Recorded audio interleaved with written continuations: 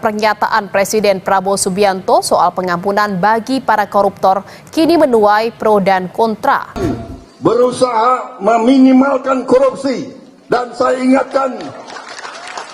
ingatkan pemerintah yang akan saya pimpin nanti tidak akan kompromi dengan korupsi. Atau yang merasa pernah mencuri dari rakyat, kalau kau kembalikan yang kau curi, ya mungkin kita maafkan. Tapi kembalikan dong. Nanti kita beri kesempatan cara mengembalikannya bisa diam-diam supaya nggak ketahuan. Mengembalikan loh ya. Tapi kembalikan. Sudah diberikan kepada Kejaksaan Agung. Karena Jaksa Agung sekarang salah satu kewenangannya adalah melakukan denda damai. Itu sudah ada ruangnya. Cuman sampai hari ini mungkin Kejaksaan belum melakukan itu. Padahal itu kewenangan baru yang kita berikan kepada Kejaksaan. Karena yang paling penting sekali lagi bagi pemerintah dan untuk rakyat Indonesia adalah bagaimana aset recovery itu bisa berjalan.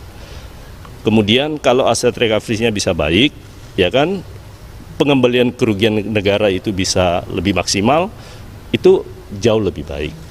Gagasan Pak Prabowo untuk kemungkinan memberi maaf kepada koruptor asal mengaku secara diam-diam dan mengembalikan kepada negara secara diam-diam.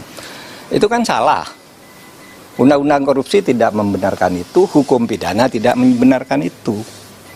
Lalu menterinya mencari dalil pembenar, itu kan ada di Undang-Undang Kejaksaan. Denda damai.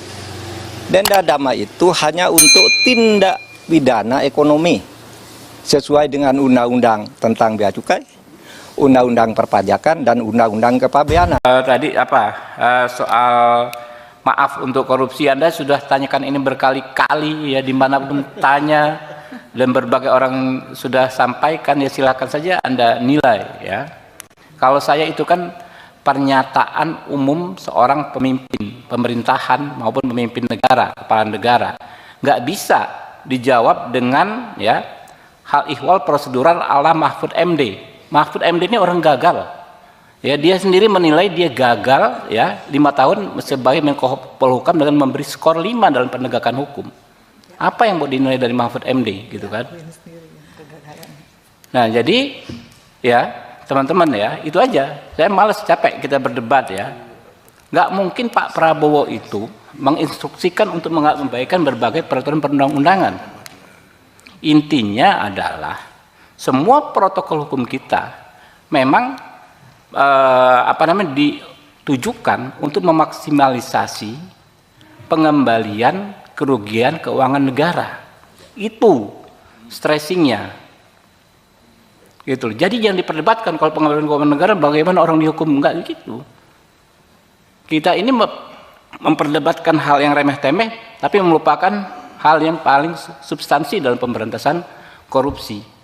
Tinggal saja aparatur negara, kepolisian, kejaksaan, KPK menerjemahkan arahan Pak Prabowo itu sesuai dengan hukum dan perundang-undangan yang berlaku. Jadi Pak Mahfud jangan menghasut bahwa Pak Prabowo mengajarkan melanggar hukum dan lain sebagainya. Di awal pernyataan Presiden Prabowo, pernyataan Menko Yusril, kemudian pernyataan Menkum Supratman Andi Aktas, tidak ada satu arah dan tidak ada soliditas. Artinya ini memang ide yang tidak disampaikan berdasarkan hasil kajian yang utuh, yang berdasar dengan hasil kajian sesuai dengan ketentuan peraturan perundang-undangan. Sehingga kami sangat menyayangkan ketika di internal pemerintah sendiri belum solid tetapi menyampaikannya kepada publik. Sekali lagi, ini sebenarnya adalah tujuan yang mulia dari Presiden Prabowo untuk aset recovery. Mungkin karena sekarang pemerintah butuh ya Mas Radia, butuh pendanaan yang besar untuk program-program prioritas pemerintah begitu ya. Tetapi caranya menurut kami tidak tepat. Itu ada 3 hal yang mendasari dan merupakan konteks dari persoalan ini. Yang pertama, ada kemungkinan, kan itu, mungkin kita maafkan ya, mungkin, begitu kata Presiden. Yang kedua, bahwa di dalam pemberantasan tindak pidana korupsi, sama sekali Presiden tidak akan memberi toleransi, ya, tidak akan memberi toleransi. Yang ketiga, kalaupun akan ada pengampunan, setelahnya akan diikuti dengan proses penegakan hukum yang sangat keras. Bahkan beliau mewanti-wanti supaya jangan sampai ada aparat penegak hukum untuk membekengi terhadap satu kasus tertentu. Kan clear pernyataan Presiden seperti itu. Karena itu teman-teman semua, bahwa terhadap konteks itu kan kemudian akhirnya menjadi sebuah berita yang sangat viral. Bahkan ada yang menyatakan kalau Presiden mengampuni koruptor, Presiden bisa dijerat dengan pasal 55 KUH pidana. Atas dasar itulah kemudian saya sampaikan bahwa ada pihak yang menyatakan seperti itu mungkin lupa terkait dengan hak konstitusional Bapak Presiden yang diberikan oleh Undang-Undang Dasar, di mana pasal 14 daripada Undang-Undang Dasar kita memberi hak amnesti, abolisi, ataupun grasi dan rehabilitasi kepada Bapak Presiden untuk semua jenis tindak pidana.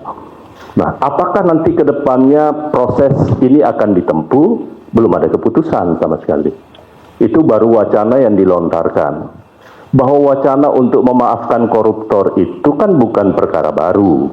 Itu sudah lama. Bahkan oleh Prof. Mahfud juga disebut. Beliau pada saat menjabat sebagai Menteri Kehakiman, beliau sampaikan pernah mengusulkan itu dengan menempuh beberapa cara. Bahkan beliau menyatakan bisa mencontoh apa yang dilakukan oleh Latvia kalau tidak salah ya. Dan juga Afrika Selatan. Artinya waktu itu menurut Prof. Mahfud itu tidak ada yang berani.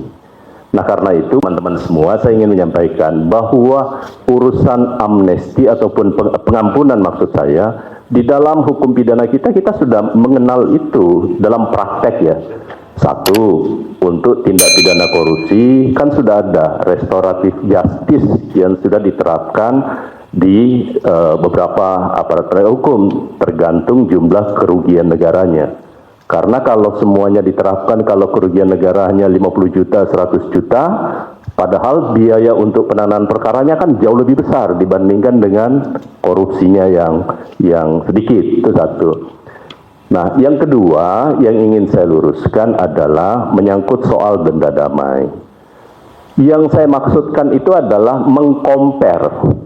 Karena undang-undang tindak pidana korupsi ataupun juga undang-undang kejaksaan khusus kepada tindak pidana ekonomi, dua-duanya itu adalah tindak pidana yang merugikan keuangan negara, merugikan perekonomian negara.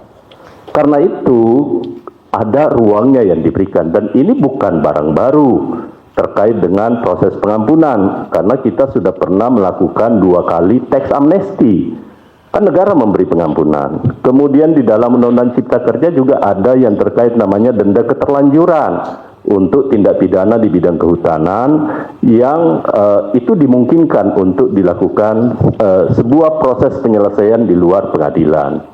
Nah karena itu hanya compare bahwa ada aturan yang mengatur, tetapi bukan berarti Presiden akan menempuh itu, sama sekali tidak.